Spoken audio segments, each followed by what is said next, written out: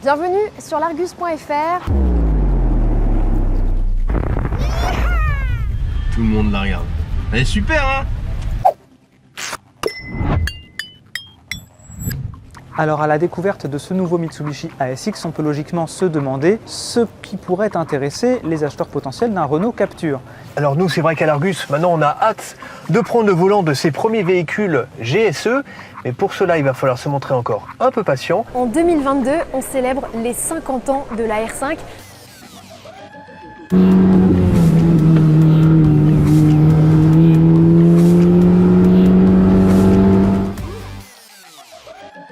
C'est vrai qu'on le taquine un petit peu, cet Austral esprit alpine.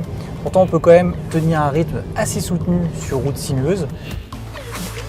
Premier tour de roue avec cette Citroën Oli, alors elle est particulièrement maniable. Notre Mercedes EQT du jour s'équipe du kit Marco Polo. La première étape, c'est évidemment de retirer le moteur thermique. On se retrouve avec cette caisse en blanc qui va être entièrement refaite pour fabriquer ensuite la voiture électrique.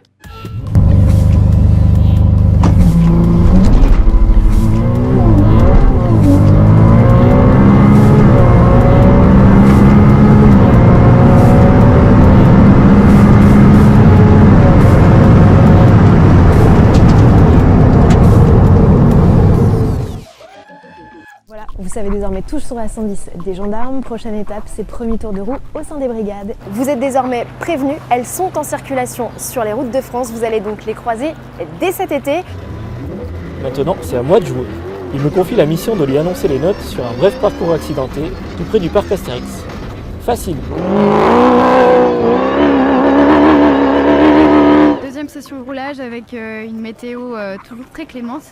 Et pour le coup, des conditions de luminosité qui baissent. Le samedi soir, il est 22h, donc voilà, on commence à être entre chien et loup, donc pour moi, ça va être une découverte.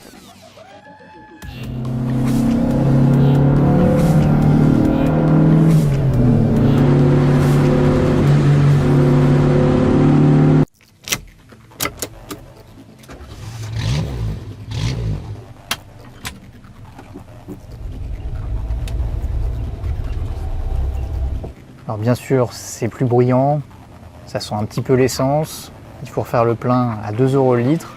Mais est-ce que finalement ça fait pas partie du charme de l'ancienne? Mais il y a une autre R5 qui fait le buzz sur le stand, c'est cette version R5 Turbo 3E. Luca De Meo, le patron de Renault, a dit « j'aimerais la faire ». Le problème, c'est qu'il faut de l'argent et il n'en a pas, mais l'ingénierie Renault aime bien les défis, donc cette version pourrait voir le jour. Donc réponse dans quelques années. C'est donc la magnifique Renault Arcana qui est élue voiture de l'année.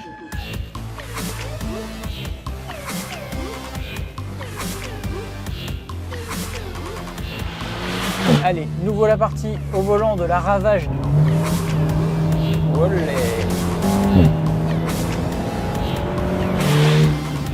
On vous donne rendez-vous très prochainement pour de nouvelles vidéos autour de l'actualité auto.